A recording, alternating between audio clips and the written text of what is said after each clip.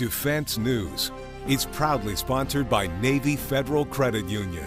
If you're a member of our nation's armed forces, the Department of Defense, or if your family is, we'd be proud to serve you too.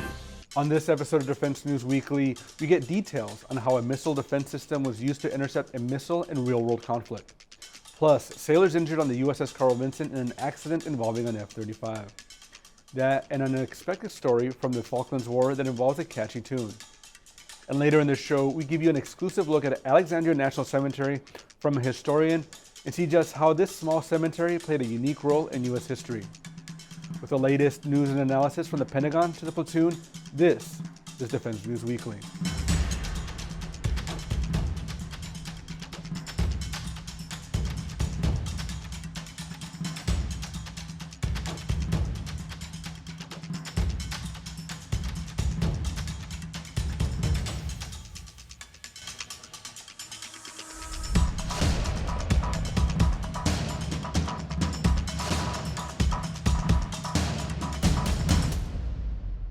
Welcome back, I'm Daniel Woolfolk. The United Arab Emirates intercepted a ballistic missile that was headed to an oil base in Abu Dhabi. The attack consisted of cruise missiles, ballistic missiles, and drones. It killed 3 civilians and injured an additional 6. It's the first time the Terminal High Altitude Area Defense System, more commonly known as THAAD, is known to be used in a real-world military operation. Defense News reporters Jen Judson and Joe Gould broke the story, and Jen joins us now. Hey Jen, how are you? I'm good. How are you? Thanks for having me. Thanks for being on. Would you tell us about the attack? So on Monday, January 17th, we had sources reporting a duck and cover alert at Al Dhafra Air Base in the United Arab Emirates, and that a terminal high altitude area defense system that was owned and operated by the UAE had intercepted a medium range ballistic missile that was possibly aimed at an oil facility that came under attack by Houthi militants. Al Dhafra hosts U.S. and French forces, and the Houthi attack supposedly used cruise missiles, ballistic missiles, and drones. A drone attack was responsible for killing those 3 civilians and wounding 6 others. But the THAAD did intercept at least one of those missiles?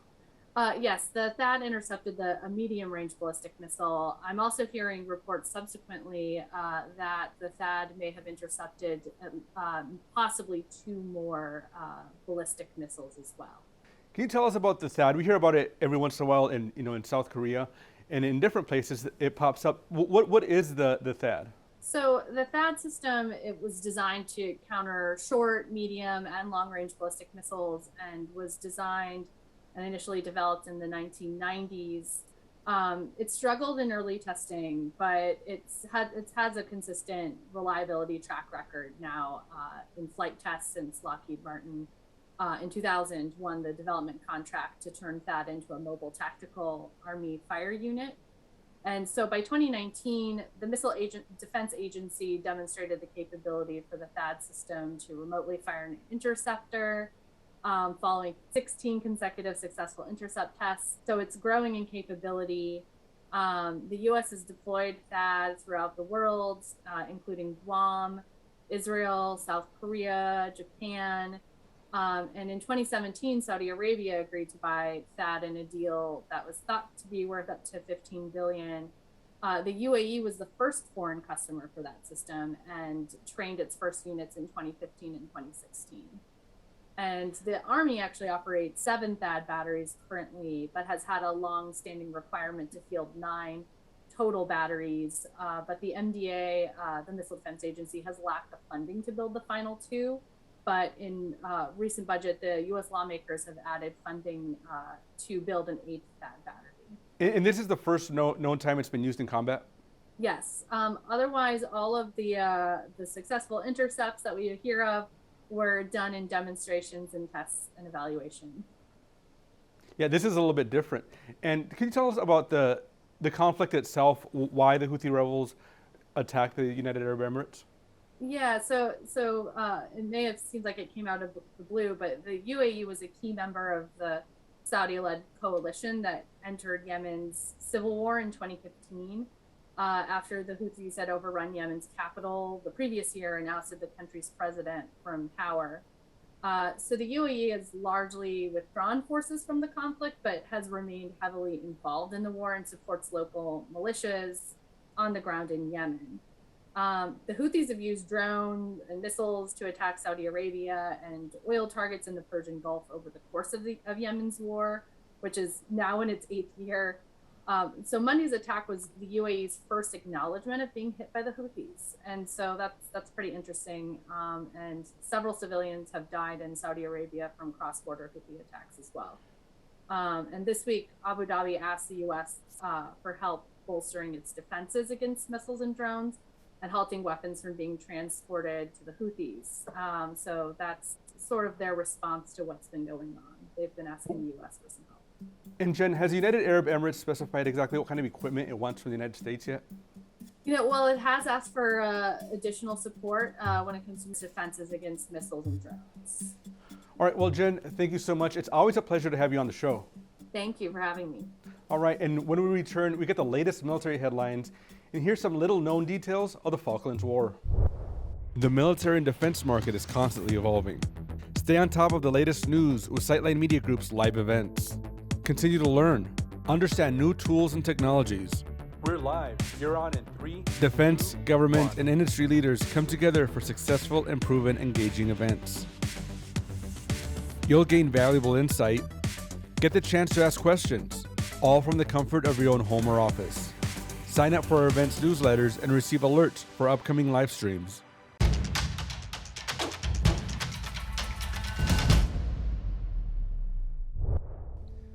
Welcome back to Defense News Weekly. I'm Daniel Woolfolk. 7 sailors were injured Monday when an F-35C Joint Strike Fighter jet suffered a landing mishap. It happened on the deck of the aircraft carrier the USS Carl Vinson in the South China Sea. The pilot safely ejected and was rescued, but some sailors were injured on the flight deck. 3 were taken to a hospital in Manila, while 4 others were treated on the ship itself.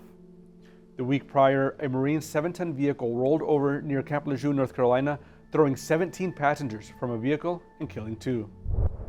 Marines with ingrown facial hair will no longer be subjected to negative paperwork or face separation.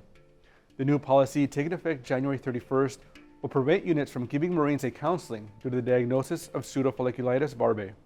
The condition affects 60% of African American men.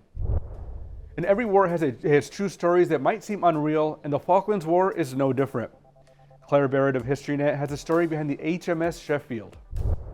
It was the first British warship lost in enemy action since World War II, but as the destroyer went down, the crew managed to find a way to look on the bright side of things. On May 4th, 1982, a month after Argentinian forces invaded the British overseas dominion of the Falkland Islands, an Argentine Exocet missile slammed into the destroyer HMS Sheffield as it patrolled off Port Stanley in the South Atlantic. Fire immediately began to spread throughout the lower decks of the ship, with sailor John Miller recalling that his boots were actually melting because the superstructure was getting that hot. Of the 300 sailors that manned the 4,100-ton destroyer, 20 were killed and 26 were wounded. After nearly 4 hours battling the flames, Rear Admiral James Sam Salt ordered the crew to abandon ship, and sailors began to form a human chain in the water to keep everyone together while awaiting rescue from the nearby HMS Arrow. It was there that Lieutenant Clive Carrington Wood struck up a tune, and the sardonic British sense of humor was on full display as he and his fellow sailors began singing "Always Look on the Bright Side of Life" from Monty Python's Life of Brian as they watched their ship burn.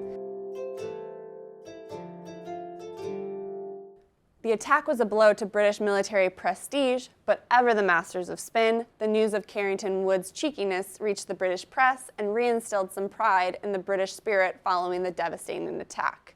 3 weeks later, as the HMS Coventry sank after coming under waves of attacks from Argentine's Douglas A-4 Skyhawks, the survivors took a leaf out of Carrington Wood's book and hummed, sang, and whistled that fire track from the safety of their life rafts. Little more than a month later, British forces prevailed to force the Argentinians to surrender, giving new meaning to the song's lyric, "When you're chewing on life's gristle, don't grumble, give a whistle, and this will help things turn out for the best." Thank you, Claire.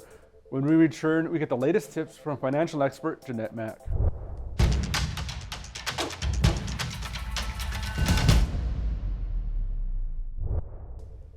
Welcome back. On this edition of Money Minute, Navy Federal Credit Union personal finance expert Jeanette Mack shares her latest tips. The new year brings the promise of new beginnings and the joy of filing your taxes. Hold on, there can be some joys in that too. If you're an active duty service member or part of a military family, there are some tax benefits that can help put some extra cash back in your pocket. If you've PCS'd in the last year, you can deduct your moving expenses. Moving isn't cheap and not all those costs are reimbursed. And since the IRS allows you to write off reasonable costs associated with relocation and moving, you absolutely should. Also, research the Military Spouse Residency Relief Act. It allows military spouses to only pay income tax for their official state of residence rather than where you're currently living. And it can mean a pretty good tax break if your home state tax rate is lower than where you're currently stationed. And don't forget the cost of any uniforms you've bought, gotten cleaned, or had to get fitted. That can be deducted too. Tracking these expenses all year long can make things easier on you at tax time. It's a small thing to do to get big returns. Thanks, Jeanette. We'll check back in with you next week. In the meantime, if you want more in-depth military and defense coverage, check out our headlines online at Army, Navy, Air Force, and Marine Corps Times.com and DefenseNews.com. While you're there, please subscribe to our newsletters to get top stories in your inbox every weekday, and please give us a follow on Facebook, Twitter, and YouTube. And when we return, we get an exclusive tour of Alexandria National Cemetery.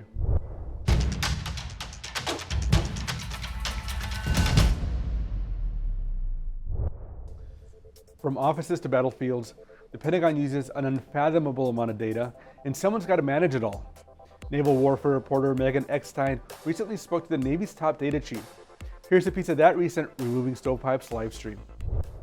In the past few years, we've really gotten to some very specific and very wide-ranging ideas. I mean, everything from who should be targeted during recruiting, who should be targeted for promotions, risky behavior that commanders should be looking for, as well as more, operational things in terms of, target selection during operations. I just wonder how that breadth of usage for this really affects how your office is set up and sort of how you're involved in helping so many different types of data analytics operations. Yeah, that's a really awesome question. And I will tell you straight off the bat, it's not easy, but my office is very small. There's only 5 of us total in the Don CDO's office, right? So it's a matter of train the trainer, right? And so what we try to do is select a bunch of high priority use cases early on. This is about 2.5 years ago, even before the NAV plan existed. Some high priority use cases that look like it would provide some value and help us lead us down that data path, right? So taking the DoD's data strategy and how do we implement it and make it real? And that's actually what led us to the development of the Constellation process. It's a facilitated session that we use as data professionals to drive the mission partners and the stakeholders into a room together to come up with, hey, what are those key questions that need to get answered with this data, right? What master sort of data elements are required to drive that? And more importantly, I think this is the outcome that we maybe weren't expecting, which what are the gaps in our data that we have, right? And so by having these sessions, we've done 30 or 40 of them now, believe it or not, train the people who are actually in those functional areas. And you mentioned a broad spectrum of them, and it really is that broad, right? And then allow them to go off and continue to have the sessions on their own, continue to innovate. Couple that with the platform itself and the kind of openness that we have established in the Department of the Navy, where we allow people in the Navy to actually get into the platform and do the work themselves, right? Because they know their data the best and they know their needs and their mission aspects the best. And so there's no way that we could come in and kind of divine that from them and give them the utopian solution that they're looking for on the time scale and in the op tempo, right, that is required. So that's really been the key aspects there. And so our support, again, is more of establishing that foundation, training the folks, upskilling them on not only on the higher end analysis work for predictive and prescriptive analysis, but really the fundamentals of data management. And Cameron mentioned earlier in the earlier segment about architecture, right? That's one of the real big things that, we're kind of good at doing it on paper, but how do we make it real? So the integration of those systems and making the function functional users or that user-centric design the center of mass for our data acquisition, rather than just analysis for analysis sakes or data integration for data integration sakes. We now have drivers by using Constellation, and we say, here are our top 10 things that we're trying to drive, the outcomes we're trying to influence. And so what we've done is we've been able to take those each independent groups, and we've got about, I think the number is up to 27 individual use cases in the platform that are all operating simultaneously. And that shows the power of really leveraging the size of the Department of the Navy to get after really hard problems, but in very kind of microscopic ways that solve very specific commander needs. And so that's just something we couldn't do if we tried to centralize by any stretch of the imagination. So that empowerment of the workforce has really been key to our success overall, and focusing in on bringing the stakeholders and the mission partners and the data professionals together. We can't do it alone. We need all three of the people in the room together to do that work, and having that entropy of thought, or that kind of that diversity of experience, because people on the operational side have a completely different perspective of data, right, than maybe we do in the secretariat, or someone who's down managing a system just trying to defend the border from a cybersecurity perspective, for example. So it's really, I'm really happy where it has evolved to. I don't know that, like I said, we predicted that it was going to go where it did, but it did, and so it's exciting, and it's really paid off from my perspective, and really helped enable not only the NAV plan, but just the broader Department of Navy goals when it comes to data. You've heard of Arlington National Cemetery near Washington, D.C., but about 20 minutes away is the much smaller Alexandria National Cemetery. And don't let its size fool you, there's a lot of history there, and we went there for a recent live stream. Take a look. Hello and welcome to Military Times Live. I'm Daniel Woolfolk in Alexandria, Virginia. We have a very special live stream for you today. We're really excited to be in Alexandria National Cemetery. Now you might be thinking, hey, is this Arlington National Cemetery? It's not. There are actually several national cemeteries, as we're going to learn here in a little bit, but it has so much history, and we're lucky enough to have Jennifer Peranco with us, who's a historian for the Department of Veterans Affairs, who is going to show us around and tell us a little bit about the cemetery. Jennifer, welcome. Thank you for having me. I appreciate it. I'm glad to have you. Thank you. This cemetery is in Alexandria, Virginia. Can you tell us a little bit about the history of it? Sure. We are on the southern end of Alexandria. We were actually, during the Civil War, would have been outside the city boundaries. As you come into the cemetery, you'll notice a lot of city cemeteries on each side of the road. Those cemeteries were initially used to bury soldiers who died here in Alexandria. Alexandria had a fair number of hospitals where Union soldiers from the Civil War would be brought and cared for. They also had out at the seminary towards Fairfax, they also had a rest area where they might have left the hospitals and gone out there to recuperate. So the government initially were burying in some of the city cemeteries, and it was becoming a problem and taking up room. So they sought land next to those cemeteries from Alexandria, and they leased about 5.5 acres right here where we're standing to start interring the Union soldiers.